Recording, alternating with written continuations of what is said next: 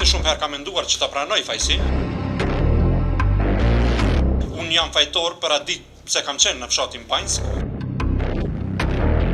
Unë për vete nuk mund të them se jam terrorist, askënd nuk e kam vrarë, askënd nuk e kam lënduar, asnjë plumë të vetëm unë nuk e kam shkrepur ndaj pjesëtarëve të policisë dhe ndaj askujt tjetër. I pandehuri, Hakimi shtu diçka për veç asajna që thanë në fjallën përmëtare i mbrojtëri jull. Falem mbrojtësi ju. I nderuar kryetarit gjykatës dhe kryetarit trupit gjykues, antar të nderuar, unë deri më tani nuk jam deklaruar dhe tani në këtë fjalë përfundimtare do të mund të thoja disa gjëra. Si pikë e parë, pajtohem plotësisht me deklaratat e avokatit tim dhe me këtë shqyrtim. Dhe nuk do t'i përsërisja disa gjëra që i ka thënë ai. Unë këtë gjë, siç e tha avokati, shumë herë ka menduar që ta pranoj fajsin dhe po të ishte reale kjo akt akuzë prokurorie speciale, unë këtë gjë do ta bëja.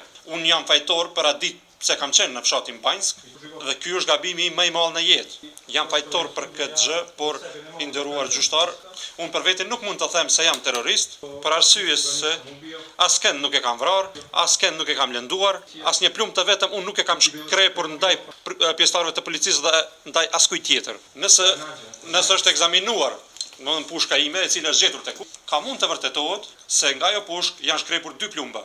Që të dyjat në reflektorin i cili ka qenë pranë manastirit, i cili e ka ndriçuar atë zonë në të cilën kam qenë unë në atë moment.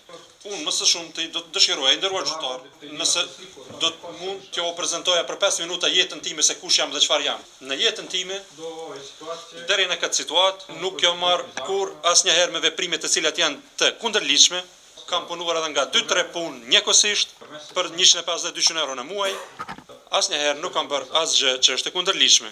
Shumë pas arrestimit kam menduar për atë ditë dhe gjithçka që ka ndodhur atë ditë dhe kam kuptuar se për një pjesë të ditës nuk kujtohem, domethënë nuk më kujtohet, sepse unë me të vërtetë, domethënë më ka zënë xhumi dhe ashtu jam arrestuar. Gjë që mund të shihet edhe në fotografi. Çka do qoftë të tjerë të mendojnë, me të vërtetë më vjen keq, domethënë për vrasjen apo për humbjen e policit Afrim Bunjaku, më vjen keq për të gjithë të humburit dhe të gjithë të lënduarit në atë ditë. Dhe më vjen keq që unë kam qenë pjesëmarrës në atë ngjarje. Dhe për fund do doja të thoja edhe një gjë, sepse këtë e ndjej edhe si njeri, edhe për këtu të pranishmin Dušan Maksimović, se me të vërtetë mendoj se nuk ka kurfar lidhje me këtë ngjarje e cila ka ndodhur atë ditë në Banjsk. Faleminderit dhe faleminderit që më ndëgjuat.